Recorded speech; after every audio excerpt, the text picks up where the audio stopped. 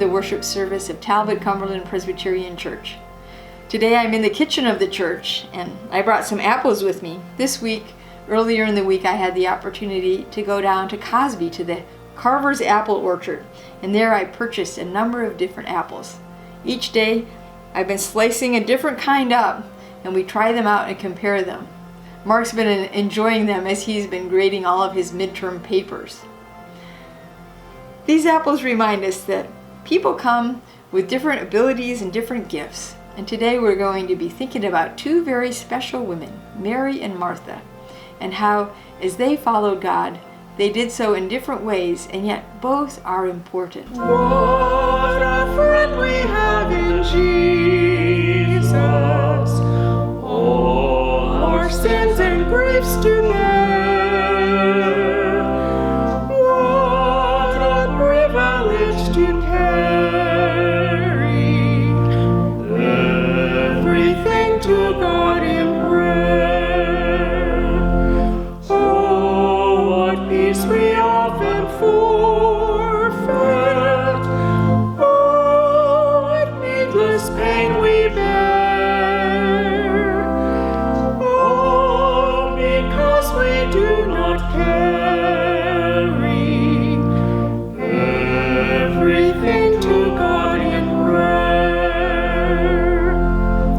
Have we trials and temptations? Is there trouble anywhere?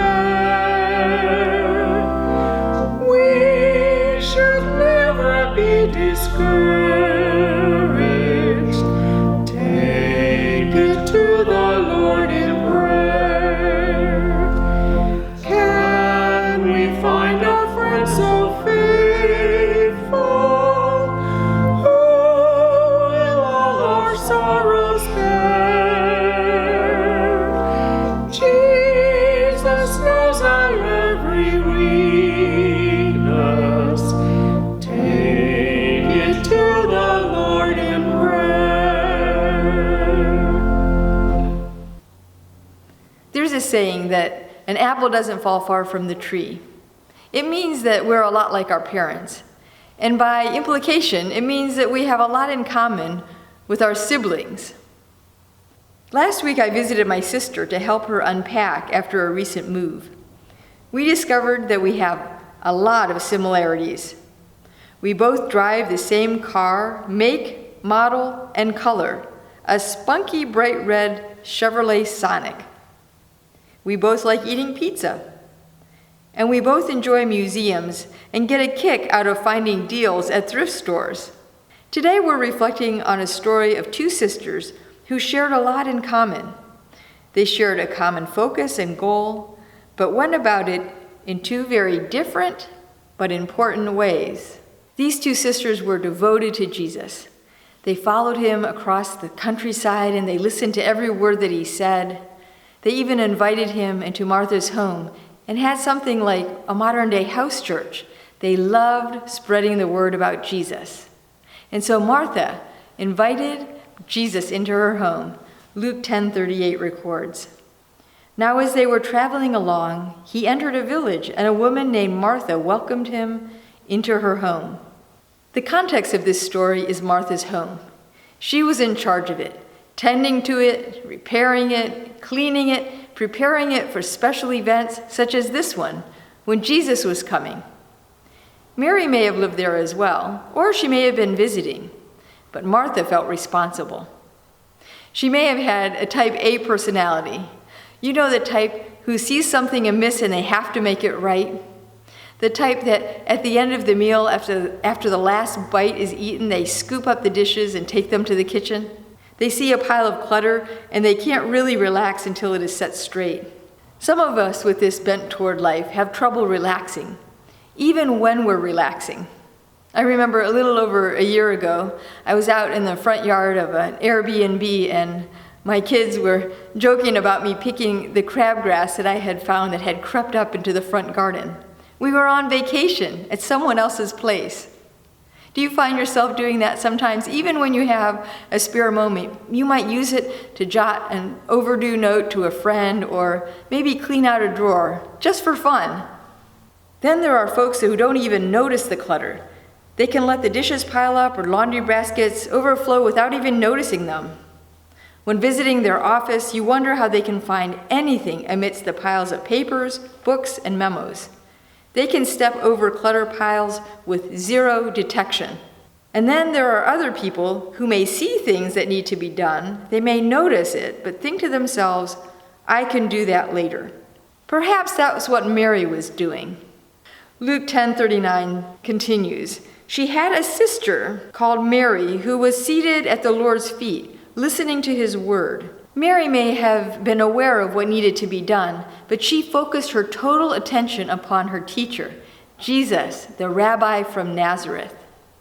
But Martha intervened. In verse 40, it says, but Martha was distracted with all her preparations, and she came up to him and said, Lord, do you not care that my sister has left me to do all the serving alone? Then tell her to help me. But the Lord answered and said to her, Martha, Martha, you are worried and bothered about so many things, but only one thing is necessary, for Mary has chosen the good part, which shall not be taken away from her. Traditionally, this passage has often confirmed the worst fears of people with type A personalities. Mary has chosen the good part, and Martha is flat out wrong. Occasionally, women will say they can do both. They can be contemplative while accomplishing the tasks at hand. For example, at women's retreats, I've heard women kid that when we use a lavender aromatherapy dish soap, we are in a sense meditating and having time to be while cleaning the dishes. We can simultaneously be both Mary and Martha. Too often, this passage has been used to critique people who worry too much, or those who set out to accomplish tasks. They set out projects and goals, and they help all the gears to keep running smoothly. Often these critiques fall upon women, and they're encouraged to chill out or to step back from their responsibilities. And yet, culturally, women, like we see in these pages of Southern Living magazine, are supposed to be the domestic worker bees, tending to the children, the home, and the food with diligence and grace. And as one colleague says, they should accomplish these things while wearing pearls and a smile. The biblical Martha, and even busy women today, are often seen as inept, ungrateful, nagging, or resentful.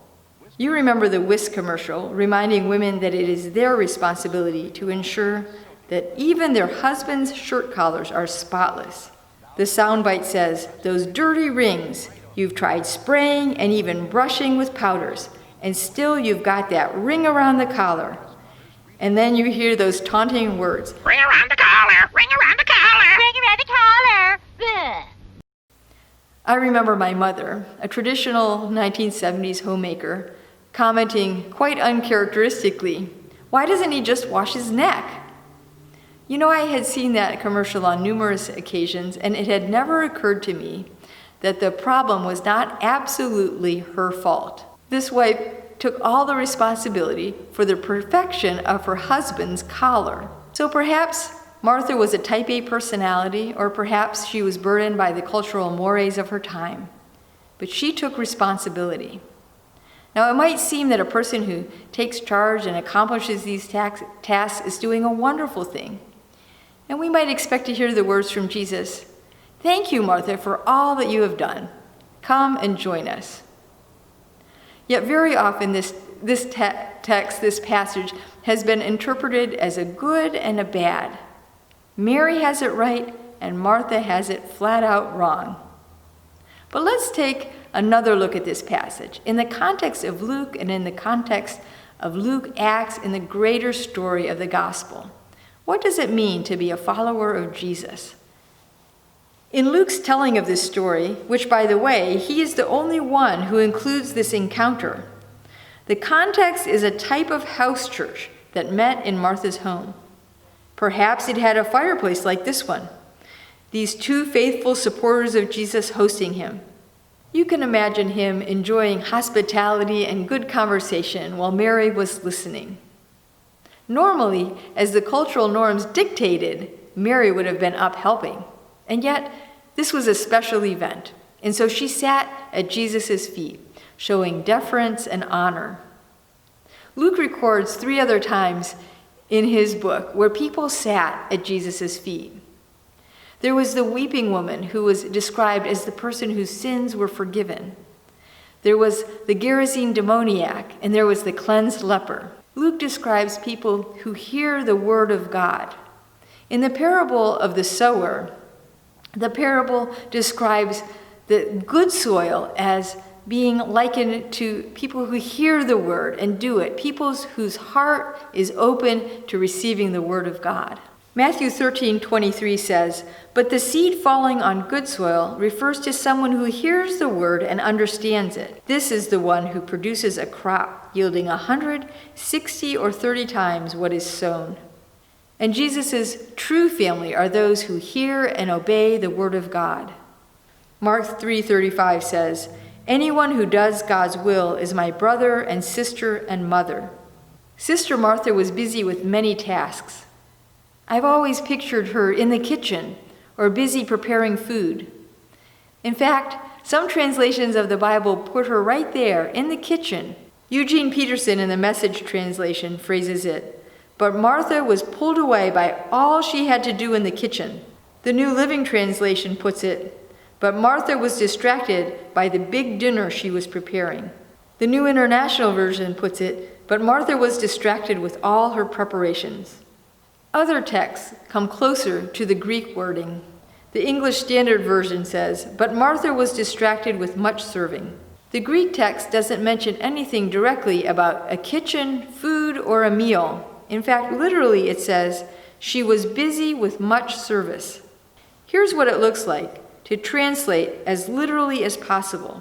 This image comes from an interlinear Bible. It says, "But Martha was distracted about much service. Having come up now, she said, 'Lord, not is it concerning to you, or is it not concerning to you, that the sister of me, or my sister, alone me has left me to serve alone? Speak therefore to her that she might help.'" The word diakonai is there twice.